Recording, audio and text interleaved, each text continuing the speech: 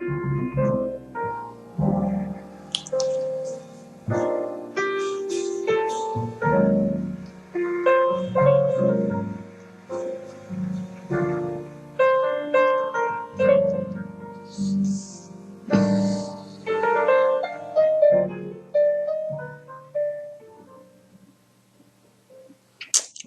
this morning we're on lesson 10 of the workbook of A Course in Miracles. And there's one line. My thoughts do not mean anything. My thoughts do not mean anything. And as he says in the lesson, he says, now we're going to get a little bit personal. We've talked about these thoughts don't mean anything. These thoughts, what I see doesn't mean anything. These thoughts, and now today he gets personal and says, my thoughts do not mean anything. So it's my thoughts that we're talking about that do not mean anything. And I suppose this could bring up a lot of resistance if in fact you have an identity that's based upon what you or others consider your ability to have thoughts that are considered to be valuable, or other people and yourself consider the thoughts meaningful for your own very existence. You know, like you're a bank president, or you're a spiritual teacher. You're the head of a church. You're a father, a mother. And the thoughts that you think you have about the things that you're engaged in your daily life seem to be so important for the outcome of the life that you think that you're living and you're engaged in, and other people who are involved in you. So I can see how when we get to the point where the 10th day, where it says, my thoughts do not mean anything, there can be some personal resistance and personal feeling of being insulted that come up.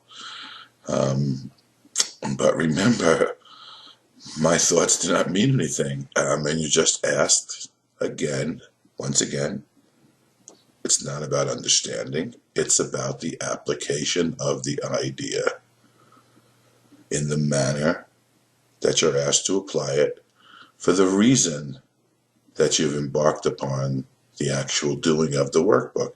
And again, the first part of the workbook is designed to bring about the loosening of your mind from its fixed position of thinking that there is some validity in the thoughts that I use to make it through the day.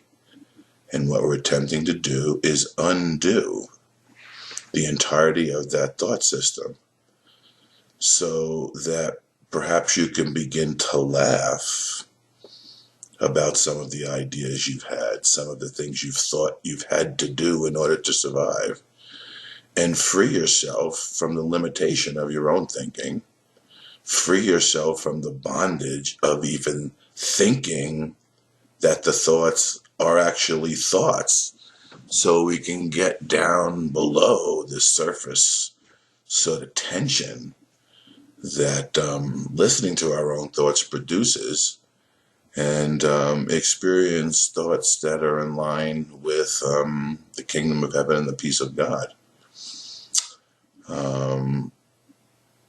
Let's take a look at what it says. I'll get stuck in this one particular paragraph. I think it's the third paragraph. It says this idea, and this idea applies to all thoughts of which you are aware or become aware in practice periods. The reason the idea is applicable to all of them is that they are not your real thoughts. Okay. So you're being told you have real thoughts, true thoughts. And a distinction is being offered to you between the false ideation of your mind and the ability to find the truth within yourself. So there is a distinction being made that obviously you must accept you have not been able to make before, or else this lesson would not be offered to you the way it is. So if we have made the distinction before, and we'll do so again, you have no basis for comparison as yet. Okay, it's important. That'll get rid of some of the personal insult. What you're being reminded of is you just don't have the basis. You don't have a fundamental understanding, a fundamental idea, something whole and perfect yet, that you can compare these thoughts that are running through your mind. As he says, they just float with it. There's no substance to them. They just sort of run through your mind, and they go on and on and on and on and on, and you just think them mindlessly because they're not any thoughts at all. And that preoccupation with those thoughts is what's keeping us from sinking below that into where we can experience a little bit reality. Now here's the line. I have no basis for comparison as yet. When you do, you will have no doubt that what you once believed were your thoughts did not mean anything. When you do, when you experience a basis for comparison, you will have no doubt that what you once believed were your thoughts did not mean anything. And in that instant, you will experience a freedom and a joy that's unparalleled to anything or any joy or freedom you thought you could have by following the thoughts that lead nowhere.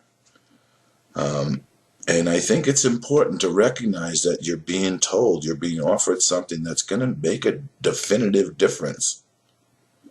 And once that occurs, you will have a basis for comparison, so you won't take the thoughts that you think you're thinking, the ones that run through your mind, haphazardly. You won't take them seriously. You won't hold yourself in the stricture, in the tense nature of those thoughts. And you'll feel more freedom within yourself. And it'll bring about a joy and a lightheartedness that was not able to be found before. And that's what we're looking for. I mean, wouldn't it be nice for once and for all to have an experience that produces no doubt, where you're very clear. You're clear about the fact that what's real cannot be threatened and what's unreal doesn't exist. And in that instant, now you'll have something in your mind. There'll be a bright spot. And you'll be able to call upon that bright spot. It's not that you're not going to no longer have these thoughts running through your mind. It's that you're no longer going to take them as seriously as you once did before, nor will you use them in ways that hurt you and seem to hurt the relationships that you are having and you're involved in around you.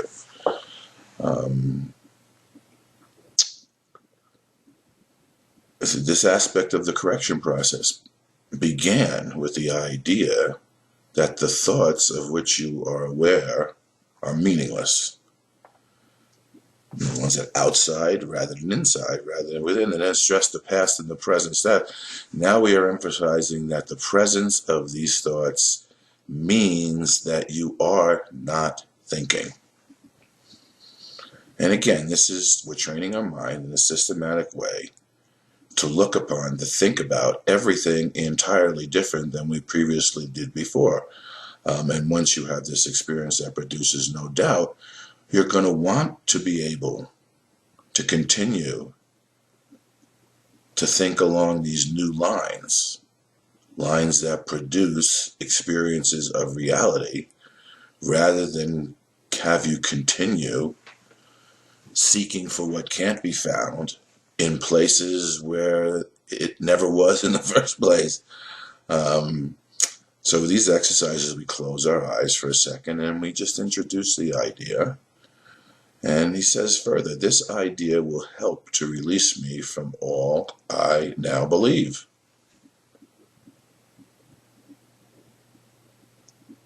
Now that could be a scary thought. That could bring up some fear. But remember, the fear is attached or associated with all that you now believe. You can anticipate that there would be continued fear, but you can't prove that there will be continued fear, especially when you get the idea that the fear is associated with the thinking of the meaningless thoughts. Because when you start to have meaningful thoughts, they won't produce fear. They will, as a matter of fact, begin to introduce something called love. You'll begin to get a new idea of what love actually is. Not as a concept, but as a release from your thinking. Everything happens in the release. It's all in the release. It's all in the letting go. One of the things that I'd like to say about this also is when I did these lessons, I had already gone through a number of experiences that did in fact show me that all the thinking that I had, all the ideation that I had, all what I thought was true, what I thought was going on, none of it had any reality whatsoever. And there were these revelatory experiences that came. Now, one of the things that we're being asked to do is to not hold on to even the revelatory experiences, at least the form of them, at least the ideas that we've attached to the experience. Because they have the ability to keep us in just as much of a static condition as any other thoughts.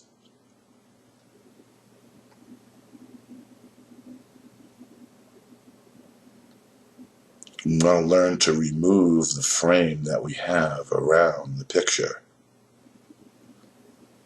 so that the picture is free to expand and extend the light that we experience in our revelatory moments, the love that we experience when for a second we let go of the grievances and hate. We want to allow that light, that brightness, that love, that truth, that reality to begin to become all pervasive.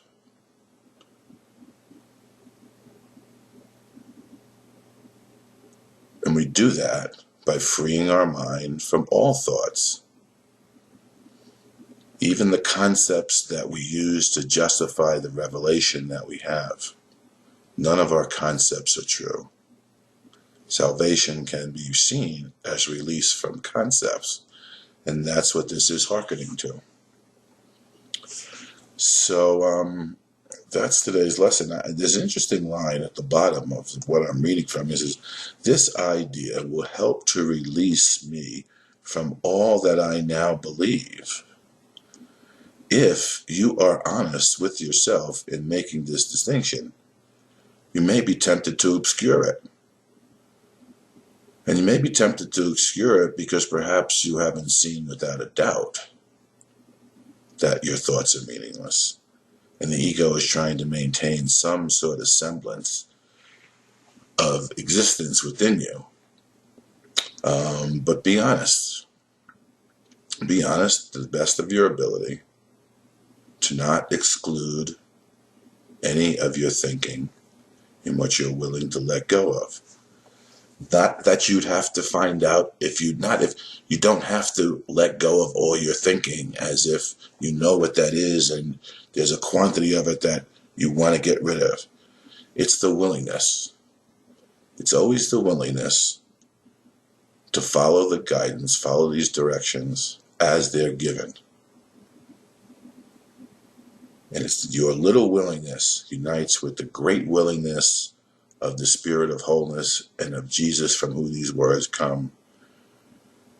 And together, enjoined with each other, you can have an experience of something you could not have had when your mind was preoccupied with my thoughts and the need to justify them, with the thoughts that I need to justify my life here, as if these thoughts are just.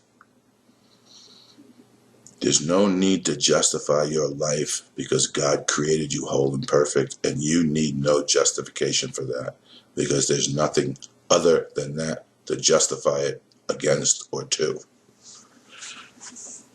So let's practice this idea today. When you become personally insulted, if somebody reminds you, wait a second, those thoughts don't seem to mean anything to me, don't be personally insulted. Just apply the idea. Today's idea will help release me from all that I now believe. Now, if you're arrogant and think that there's things that you believe that you must continue to believe in order to survive, then you're going to run into a problem. And that's the resistance that the ego brings up. So you may be tempted to obscure these distinctions.